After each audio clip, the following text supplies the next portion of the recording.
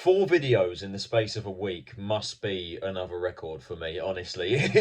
I'm impressed with myself, to be quite honest with you, but here we are again. Hello everybody and welcome to the second episode of Addicts Editions of the 2025-26 season, my transfer series where we discuss all of Charlton's dealings, Charlton's signings during the transfer window. We of course dissect every player, talk about them and talk about whether they are good or bad acquisitions. And yesterday we did complete our second signing of the January transfer window. I am a day late to the party, but ironically I was out partying last night and kind of still am now on the Stellars now. But anyway, we are here to discuss our new signing yesterday as Charlton Athletic welcome Birmingham City striker Lyndon Dykes to the club. He joins the club on a permanent deal, but until the end of the season, which very interesting. Wasn't surprised with that. Of course, we have been linked with Dykes throughout this transfer window. I think we kind of knew that this deal was coming, and as we all know, the links kind of intensified the last few days. Leicester City apparently wanted him, and we've beaten, allegedly, Leicester to the race, and we've got Birmingham at the Valley until the end of the season on a permanent deal, which, as I say, does surprise me. And yeah, mixed feelings with this one, not just from myself, but also the fan base. Kind of similar to Harry Clark, to be honest. I've seen a lot of fans are not particularly impressed with this signing, but a few people are.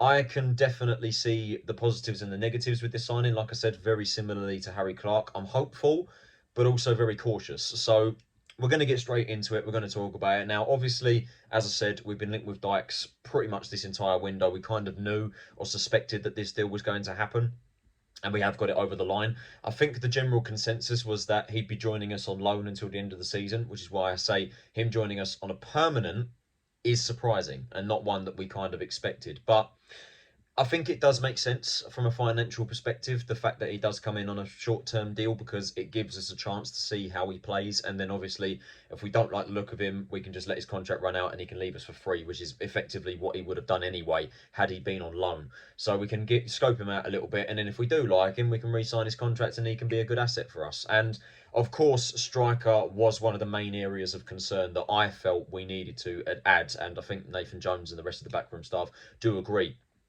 The attack has been very concerning this season for me. While, yes, Charlie Kelman is starting to hopefully hit the back of the net more regularly, and Miles Lieburn's been so impressive with his performances, the fact that all of our strikers combined, those two, TC, Alafe, and of course Matty Godden, who's out injured, they've all scored 7 goals between them, which is alarming. That is very concerning. We haven't scored a lot of goals this season, and I felt that we needed to bolster our attacking options in this January transfer window, and we've done that now in Dykes. Now, a lot of people have been a bit apprehensive about this signing. They're not too keen on it.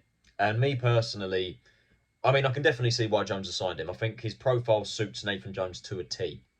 6'3", I think he is, so he has been brought in as that target man, which I felt like we did need because we don't have one other than Miles Liburn, and Liburn is obviously having to run his socks into the ground effectively. He's had to do a lot of work, and of course, as we know, he has been very impressive in the last few games. He's doing exactly the job that Jones wanted him to do: win those headers, hold up the ball, bring others into play. And unfortunately, a lot of his teammates have not been able to really latch onto the headers that he's winning. And I mean, I also do agree the fact that I think Lieber needs to be scoring more goals, and hopefully his goal against Chelsea in the cup will spur him on to do that.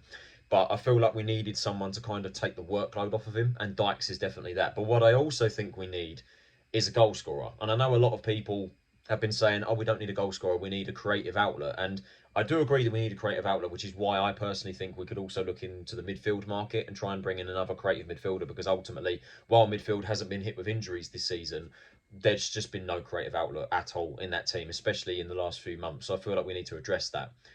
But the attack is also not scoring, and that's my problem. I feel like we need to have a goal scorer in that side that's going to hit the back of the net. And Dykes could very well be that. We don't know. We ultimately have to judge him what he can do in a Charlton shirt. But his records, especially recently, don't make for good reading, and his style of play. I mean, I don't think Dykes is going to be the goal scorer that I personally think we need, personally. But I do think he's going to be the asset and the player that Nathan Jones wants him to be, which is to be a target man, to win headers, to throw his body about, which is what he said in his first words as a Charlton player in a recent interview. and he's going to put the effort in, which is ultimately all we can ask for. Now, taking a look at Dykes' profile, he of course started his career up in Scotland with Queen of the South in the Scottish Championship. That earned him a move, 3 seasons there. That earned him a move to Livingston, where he was there for 2 years, and that of course made him a target for the Championship, the English Championship, and he made the move to QPR in 2020-21, which is of course where he is most well known. Spent 4 seasons with them, and then of course in the 2024-25 season he made the switch to Birmingham City, was part of their 111-point title winning season that lost only 3 games last season. Didn't exactly have a pivotal role in that team, which is only natural because Birmingham had Jay Stansfield and Alfie May up front. Dykes is not going to get ahead of them too, despite playing in the Championship. I think the majority of his games were off the bench in that, to be honest with you, in that side. And then, of course, in the Championship this season, it's kind of been the same thing, where Birmingham have again strengthened their team. They've spent a ridiculous amount of money. Dykes is not getting games, hence why he's now ended up at us. Now, looking at his record in the Championship specifically with QPR and then subsequently with Birmingham City, his record is not. I mean, it could be better, it could be worse. The way I would put it, but the major positive for me that I can take from it is he's been able to keep himself relatively fit. Say what you want about the minutes, but he's been able to keep himself fit. Looking at his time at QPR, 2021-22, 42 appearances in the Championship with 12 goals, which I think many would agree is pretty good. It's not a bad record. Following season, 33 games, 8 goals, not bad.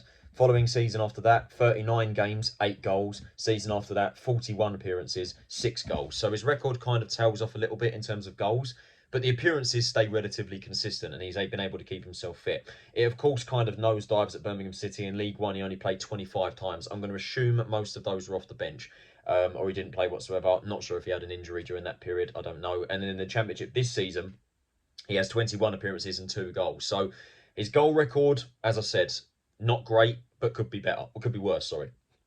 And I think that, excuse me, and I think that, like I said, I don't think he's being brought in to be a goal scorer. That's not what I think he's been brought in to be. I think he's been brought in to be that target man, to be that presence up front and take the workload off of Leaburn, because the kid must be absolutely knackered. And he brings some much needed experience to the team. He's 30 years old, as I said. I think he'll bring that leadership. And of course, he knows Charlie Kelman, albeit they probably didn't play a lot because Kelman because Kelman obviously didn't get a lot of minutes at QPR. They probably had very little time on the pitch together. But that knowing each other, I think, helps, and it could potentially, spark a bit of a partnership if Dykes comes off the bench, Kelman stays on, and then those two can link up well together. I don't know. I'm being hopeful. I'm being hopeful about this because, like I said, his goal record is not amazing, but he brings the experience. He brings much needed cover to the team. My only concerns is lack of minutes does worry me because ultimately he hasn't played a lot of games this season. While he has played 21 games in the Championship, I'm going to assume most of those have come off the bench. The goal scoring record, which is not great, let's face it, in the last few years, but like I said, it could be a lot worse. But the main area of concern for me is the service. I don't personally think right now in this team we have the characters in the squad to give him the service, because ultimately, looking at the goals he scored from the clips that I've seen, if you get the ball in the box to him, he's going to win a header and he's going to be a big presence, and he scored some important goals for Birmingham in the last few years. If we don't give him the service, it's not going to feel like a signing at all, and it's going to be a pointless addition. And ultimately, we very rarely put balls into the box and give Leaburn a chance when he's in the area. We don't really put balls into the box and let him threaten it with headers. I mean, the only person who can do that is Rob Apter, and he doesn't play. And TC, I mean, people can argue that he does that, but he's only good off the bench, in my opinion. And James Bree's not been great the last few games. Josh Edwards is, of course, coming back from injury, and we know that he can do that. But right now, we're just lacking the wide options and the creative options to give Dykes the service, and that is my big area of concern for me, and that is what I think will ultimately decide whether this signing is a success or a failure, whether we can give Dykes the service. Right now, I don't have the confidence that we will. That's just me being honest. But I do think Dykes is a good addition. He brings experience. I think he brings a much needed option to the attacking line, takes the workload off of Leaburn. He'll throw his body about and give 100%. My problem is the service that he's going to get and whether he's actually going to hit the back of the net, because that is ultimately what he's paid to do. And we need to be seeing him scoring goals because we need a goal scorer. But that's the thing. I don't think Dykes is going to be brought in to do that. So, final thoughts, I'm hopeful but cautious. Same as I was for Harry Clark, to be honest. I think it is some much needed experience to the side. I think he could prove very good. I think financially it makes a lot of sense. The fact that we've only brought him in until the end of the season, it gives us a chance to trial him. We can see how he gets on and then we can go from there. But ultimately, we need to give him the service and he needs to score goals, and that's where the pressure is going to come from. But I'm optimistic about it. I'm obviously going to support him because everything that he's done before then is completely irrelevant. Judge him on what he can do in a Charlton shirt. I'm hopeful, but there are some concerns that I think can't be ignored, the same as Harry Clark. But let's hope that he can do well. Let's hope he can settle in here, and let's hope he can have a good end to the season and help us stay up, which is the ultimate aim, of course. So that is it for this video, guys. I hope you guys did enjoy it. If you did, can you possibly leave a like, subscribe if you are new around here, turn on those post notifications so you're notified of every time I upload a new video. Welcome to Charlton Athletic, Lyndon Dykes. I hope you settle in here. Joins us on a permanent deal until the end of the season. What do you guys think of Dykes' signing? Let me know in the comments below.